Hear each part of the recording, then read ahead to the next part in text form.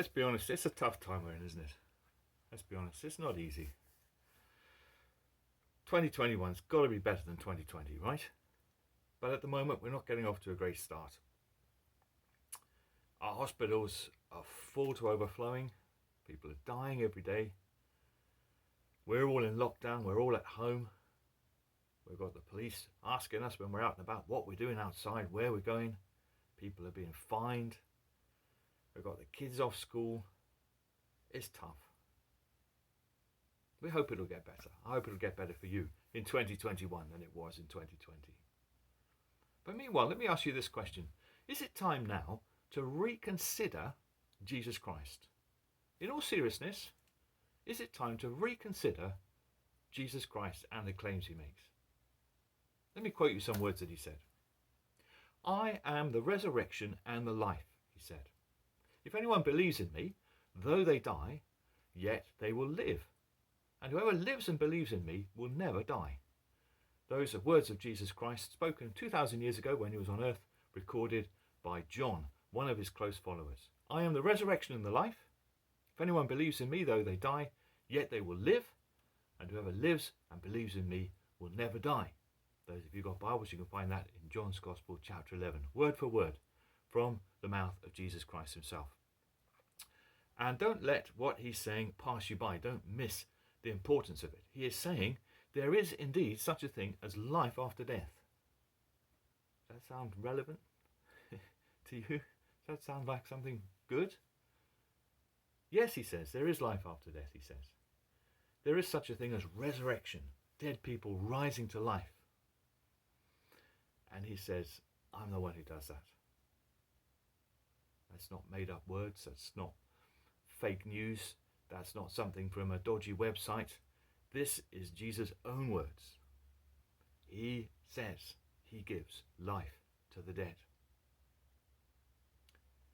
That's not a new idea exactly, is it? It's not news in the year 2021.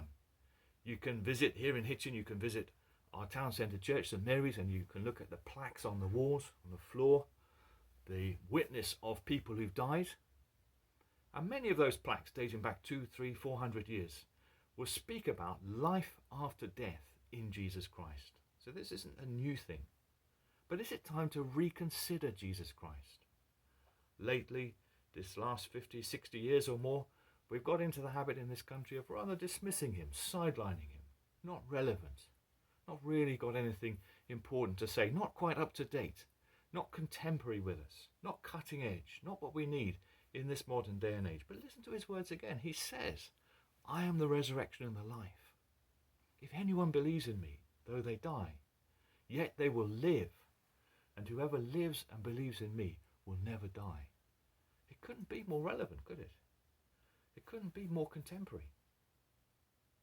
And which of us, in the words of the song, doesn't want to live forever? Remember that song? Live forever. But as things go, in the normal course of things, in the normal run of things, what are the chances? I once had a little group of kids for a Bible class. We were running a holiday Bible club, and this little group of kids were there, and we had the Bible open, and I said to them, you know, kids, everybody's going to die. One little boy piped up and said, not me, I'm made of metal. Well, yeah, but you know, even metal rusts away, doesn't it? Even metal doesn't last forever.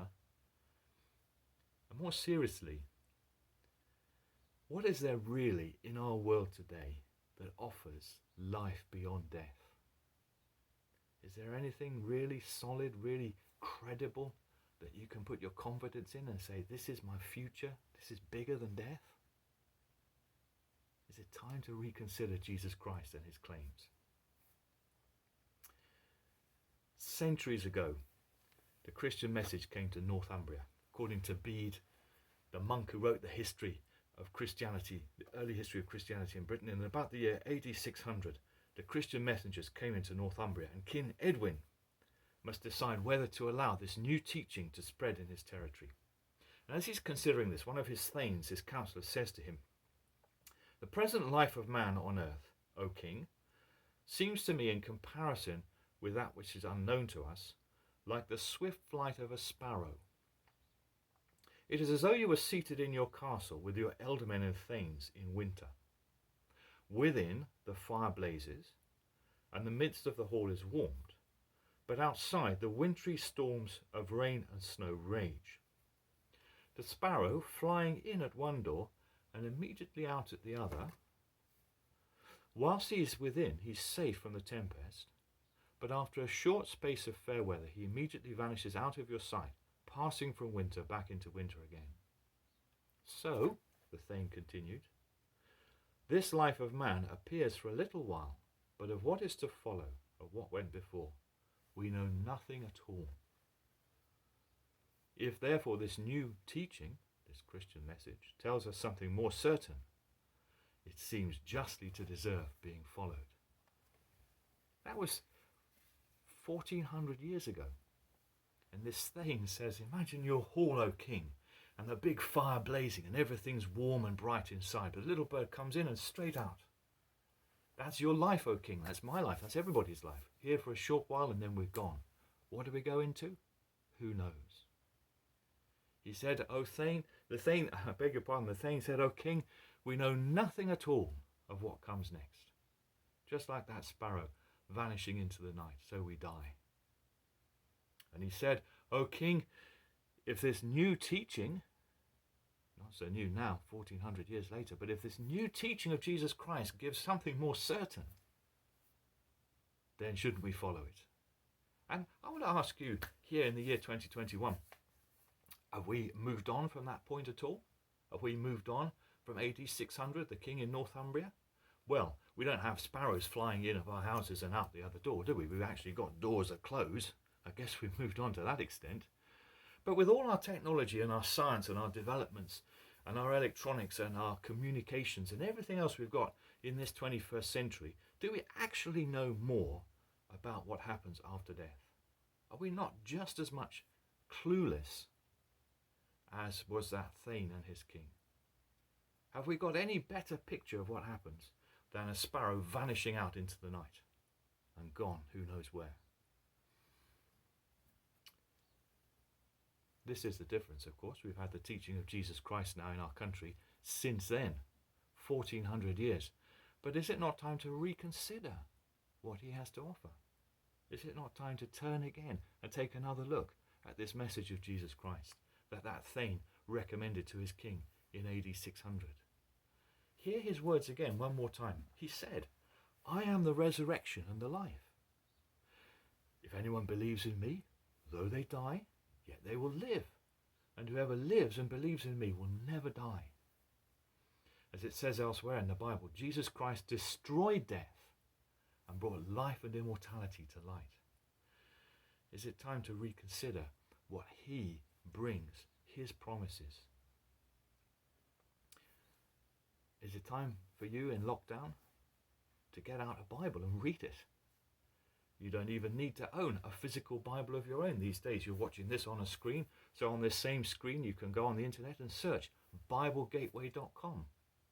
BibleGateway.com, BibleGateway, Bible Gateway. And you can find on there many different English translations of the Bible.